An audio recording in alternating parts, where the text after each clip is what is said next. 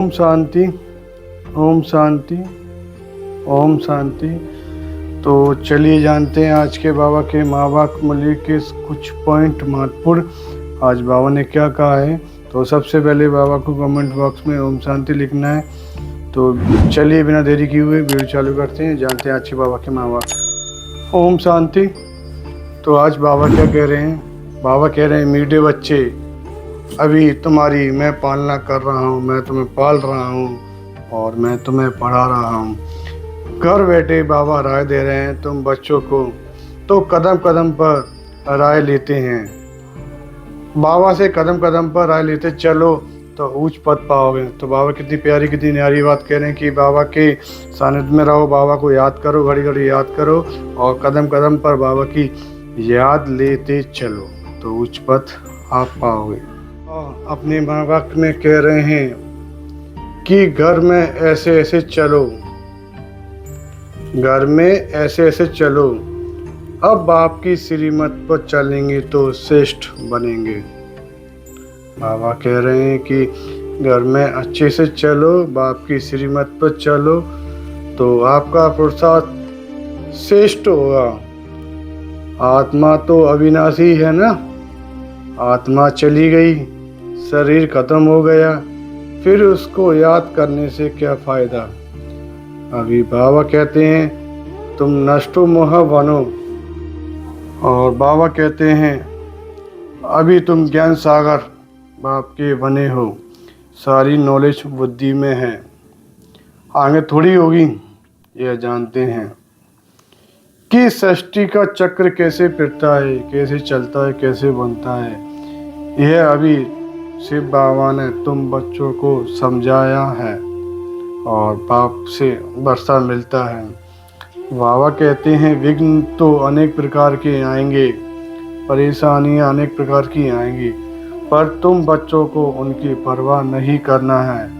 बाप कहते हैं अच्छी बातें तुमको सुनाते हैं और वह सुनो।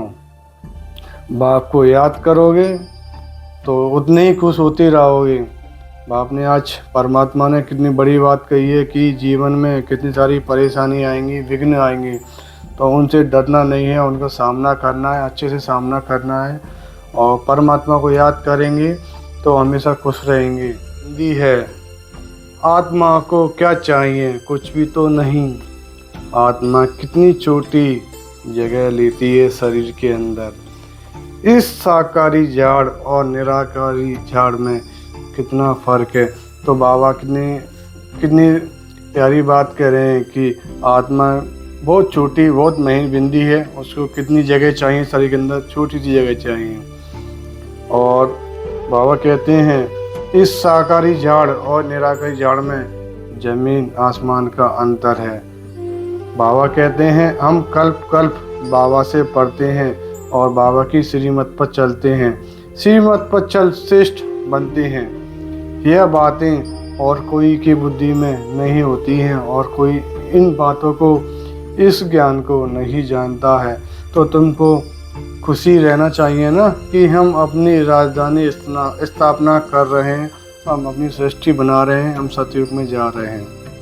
और आज बाबा ने अमृत वचन में क्या कहा है, स्लोगन क्या कहा है, तो आज का स्लोगन हम जानते हैं जिसका बाप और सेवा से प्यार है, जिसका बाप और सेवा से प्यार है उसे परिवार का प्यार स्वतः मिल जाता है, मिलता है। तो आज बाबा ने हमको समझाया है कि मैं तुम्हारी पालना कर रहा हूँ, मैं तुमको पढ़ा रहा हूँ, मैं तुमको ज्ञान दे रहा हूँ कि घर में अच्छे से रहो, श्रीमत पर चलो, किसी से भी बुरा नहीं बोलना है और अपने आप को आत्मा समझना है। तो आपको पता है कि आत्मा छोटी है, बिंदु रूपी है, वो शरीर में कितनी जगह लेती है। और बाबा कहते हैं कि साकारी झाड़ और निराकारी झाड़ में कितना अंतर है। तो आज कितनी प्यारी बाबा ने बात कही है कि इस जीवन में अनेक परेशानियां आएंगी, विघ्न आएंगे, उनसे डरना नहीं है, उनकी परवाह करना है। तो आज कितने प्यारे महावाक्य हैं आज के बाबा के। तो स्वस्थ रहो, मस्त रहो, खुश रहो। ओम शांति।